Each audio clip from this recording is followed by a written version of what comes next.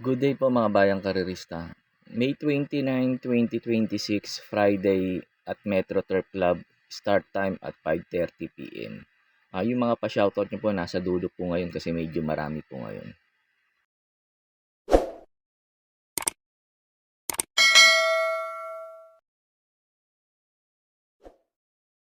Start na po tayo. Race number 1, start po ng first pick 5, races 1 to 5, distance 1,400 meters. Sa araw po ng Friday, bali 8 races po tayo. Kaya po start po ng race number 1, pick 5. Race number 1, numero 13, Madre Taberna. Nga pala dito, pag may mga kursunada po kayong dihado, dagdag nyo na lang po kasi itong numero 13 na to, susuluin ko na po dito to sa race number 1. Ang ganda ng position niya, last to enter, tingin ko isasabay na kaagad to kala Doña Teresita, Just Attach, Spolarium. Pag maganda pa nga sinalida nito, baka mauna na to kasi mabilis na kabayo to.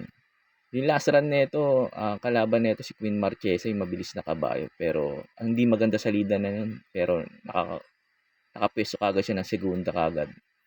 Kaya tingin ko dito, dahil nga maganda position niya, tingin ko maganda itatakbo ngayon nito.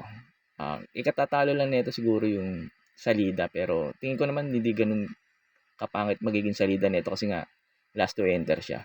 Pagkatapos nga pala ng info ko dito, in-upload ko po yung last run nito ni Madre Taberna para magkaroon po kayo ng idea kung susuluhin nyo po ba o magpo-protection pa kayo.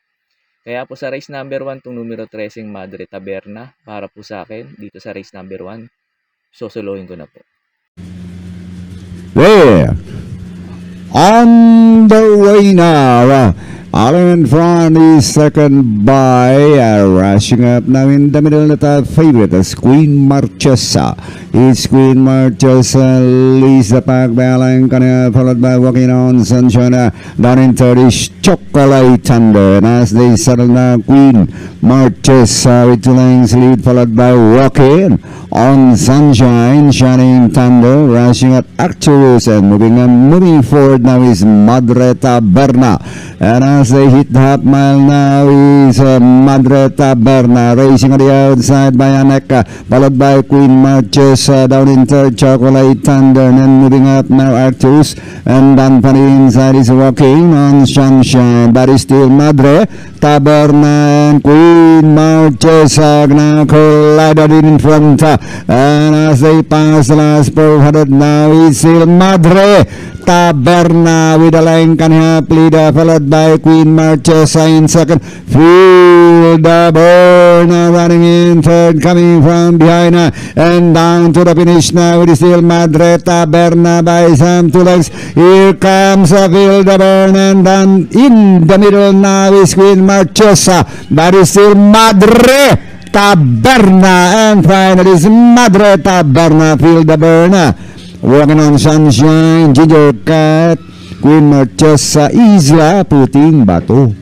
Sa race number 2 na po tayo, start po ng winner take all, distance 1,400 meters. Dito sa race number 2, ito na po yung start ng winner take all carry over ng 2,249,136.08. Sana matapat po ulit kasi nung Wednesday natapat po yung pick 6 carry over sa hindi D+1. Sana ngayong Friday matapat din po sana.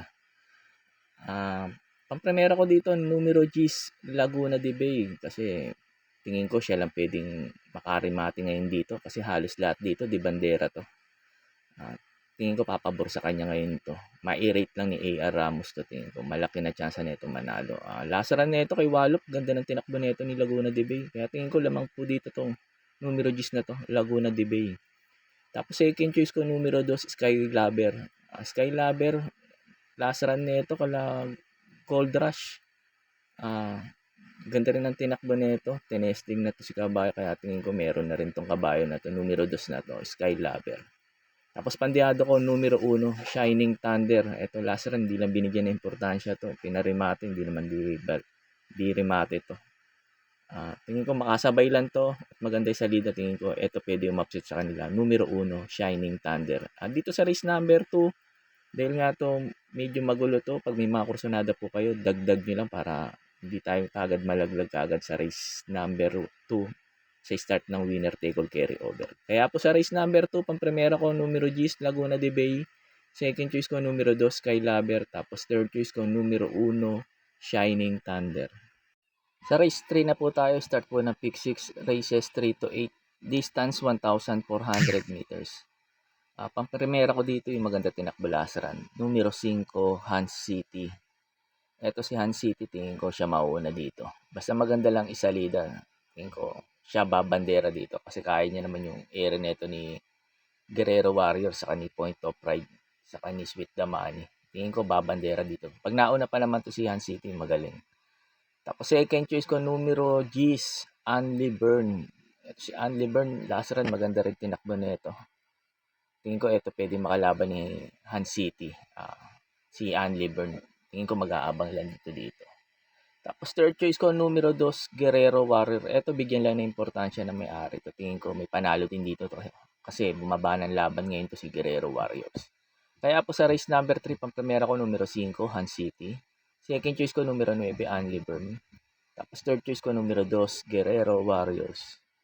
Sa race 4 na po tayo, start po ng second pick 5, races 4 to 8, distance 1,400 meters. Ito sa mga nagtitipid at kulang sa punan, tingin ko pwedeng soloin to. Numero 5 na to, Limon Sudan Falls. Angkop sa kanya yung distansya, 1,400 meters. Tingin ko mag-aabang lang to pinaghabulan si Gold and Silver sa Noble Touch sa unahan. Tapos second choice ko numero 11, Modern Stroke to. Gusto ko position niya last to enter. Bigyan lang din ng importansya na may-ari to, tingin ko malaki rin chance na ito manalo. Numero 11 na to, Modern Stroke. Pag may puhunan pa kayo, pwede nyo sa amin, no? Numero 3, Noble Touch. Hindi ko lang sinama kasi hindi ko kasi nagustuhan yung lasaran nito. Lasaran nito hindi binigyan ng importansya, baka di pa rin bigyan ng importansya itong numero 3 na to, Noble Touch. Pero may panalo yan pa, basta bigyan na ng importansya. Numero 3, Noble Touch. Kaya po sa race number 4, pang-primera numero 5, Limon Sudan Falls. Second choice ko numero 11, Modern Stroke. Sa race 5 na po tayo, start po ng pick 4, races 5 to 8, distance 1,400 meters. Ito ulit sa mga nagtitipid at kulang sa punan, pwedeng soloin to numero 8 na to, Runaway 10. Problema lang hinete. Pero kung mai-rate niya naman to, tingin ko malaki chance na ito manalo. Runaway 10, ito last run inabot lang to. Ngayon pag hindi hinabol nila Axis Deviation, Money for Bipani, Super Touch yan, sa unahan to, tingin ko malaki chance na makatapos ng karera. Basta wag lang mag-overconfidence yung hinete.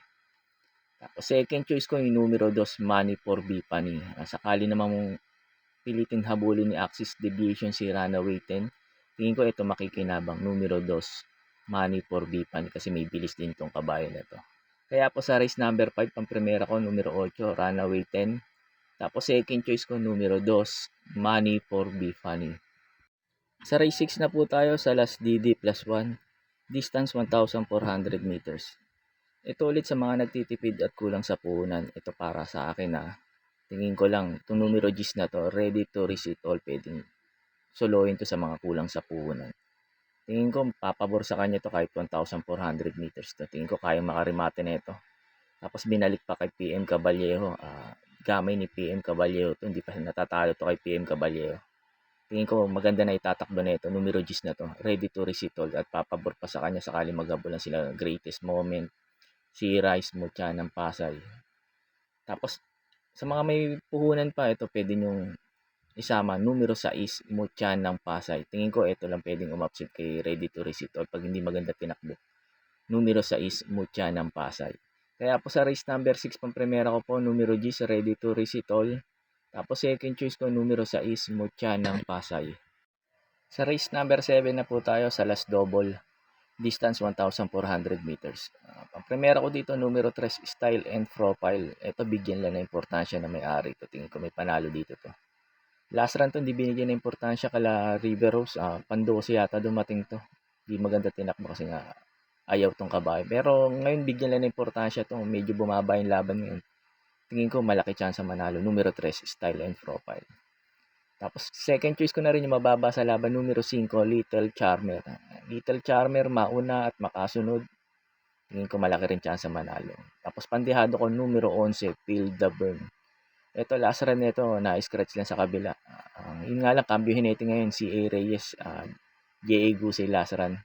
Sana ma-rate na mabuti to ni si A. Reyes. Tingin ko malaki chance makarimate. At long shot pa dito to, numero 11, Feel the Burn. Kaya po sa race number 7, pampremera numero 3, Style and Profile. Second choice ko, numero 5, Little Charmer. Tapos pandihado ko, numero 11, Feel the Burn. Sa last race na po tayo, sa race number 8, bago nga pala ako magbigay ng info ko dito, makikiusap ulit po sana ako sa inyo na sana po mag-subscribe po kayo sa YouTube channel ko at pakitap na rin po yung notification bell para updated kayo tuwing mag-upload ako ng mga infos at videos ko po dito. Arnel Racing Tips, maraming salamat po. Sa last race na po tayo, sa race number 8, sa last forecast po, distance 1,400 meters. Ang primero ko dito yung galing sa panalo, numero 2 de Junio. Tingin ko mag-uumento pa tong kabayo na to basta maganda lang isalida at makasabay ka agad kalasahid. Tapos second choice ko, numero 6, Mystic Jude. Ito bumaba naman sa laban galing sa bakasyon. Tingin ko may panalo rin to dito, numero 6 na to, Mystic Jude. Tapos third choice ko, numero 12, California King. Ito PM Caballero. Maganda lang isalida at makasabay. Tingin ko malaki chance makarimate, numero 12, California King. Nga pala, dahil paratingan to, pag may mga kursunada po kayo dito, dagdag nyo lang po kasi nga paratingan po to ng winner take all carry over. Kaya pag may mga puhunan, pwede kayong magkaladkad dito. Kaya po sa race number 8, pang premiera ko po numero 10, 2 de Junio. Second choice ko po numero 6, Mystic Jude. Tapos third choice ko numero 12, California King. Yun lang po, and good luck and happy racing po mga bayang karerista. Pagkatapos nito yung mga pa-shoutout nyo po. Shoutout po sa inyo Sir Antonio Balitian. Sir Antonio Balitian, shoutout po sa iyo at maraming salamat po.